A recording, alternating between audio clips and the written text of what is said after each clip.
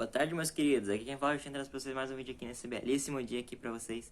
E dessa vez eu tô trazendo pra aqui vocês um vídeo de análise sobre o anime que a Netflix lançou aí pra vocês, Legend of Ragnarok aí, que é um anime de deuses e mitologia que muita gente tem falado aí, então eu assisti ele já pra poder trazer pra vocês aqui esse vídeo sobre a minha opinião pra vocês, se vale a pena ou não assistir ele. Então vamos nessa. Bem, esse anime ele tem uma premissa muito simples. Vamos imaginar da seguinte maneira: todos os anos os deuses decidem se a humanidade vive ou não. E nesse ano eles decidem que a humanidade não deve viver. Então, graças à interferência de uma valquíria, eles decidem iniciar o Ragnarok. Ao invés de apenas decidir destruir a humanidade, eles decidem realizar o Ragnarok. Que no caso é um evento onde 13 humanos lutam contra 13 deuses e quem obter 7 vitórias primeiro ganha. Assim a humanidade ganhará o direito de sobreviver por mais 1000 anos. E é basicamente isso, é um torneio. O anime em si é focado em lutas. Aí eu devo dizer pra vocês aqui primeiramente, esse anime é bom? A história do anime é muito boa. O que eu digo a história são os personagens em si. Cada personagem foi muito bem trabalhado, você entende o lado deles de cada um. Você entende tanto o lado dos humanos quanto o lado dos deuses, né? Você vai conhecer um pouco dos dois e você vai saber porque cada um deles tem a sua força.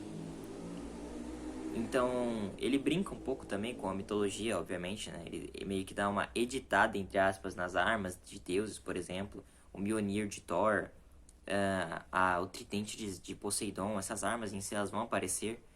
E cada uma delas vai ter um papel diferente.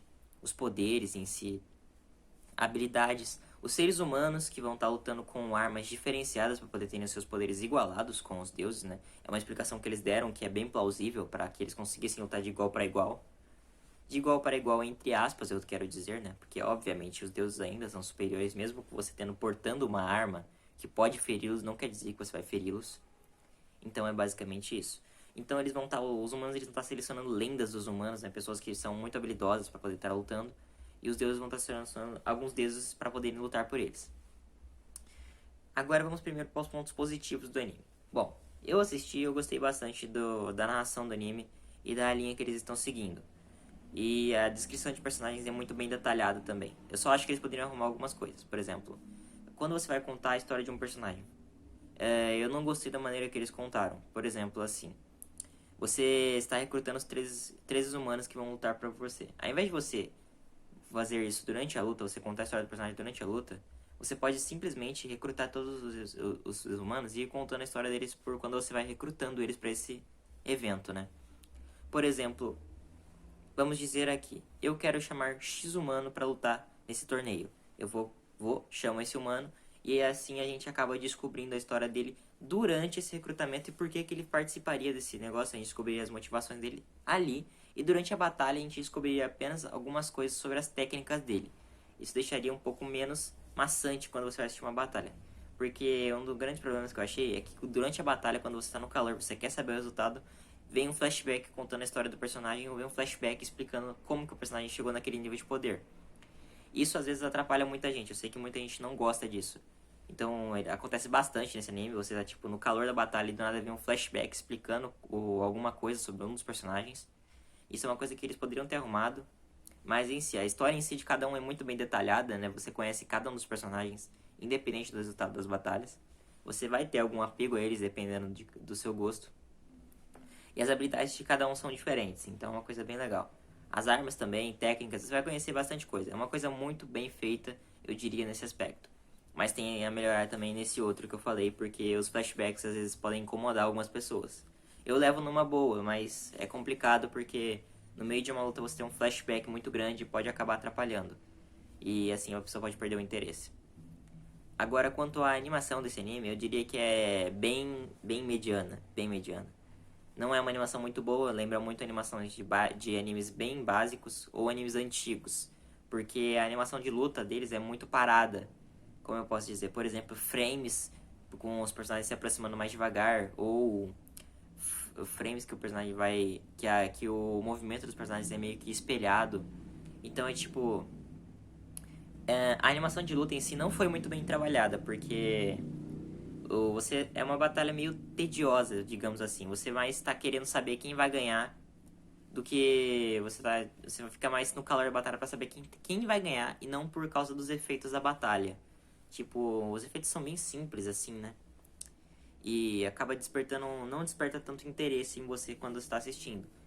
Ainda assim é uma boa batalha? Ainda assim é uma boa batalha, mas ainda assim ela vai se tornar também meio maçante graças ao flashback e graças a essa animação que é bem básica. Eu achei muito ruim a animação.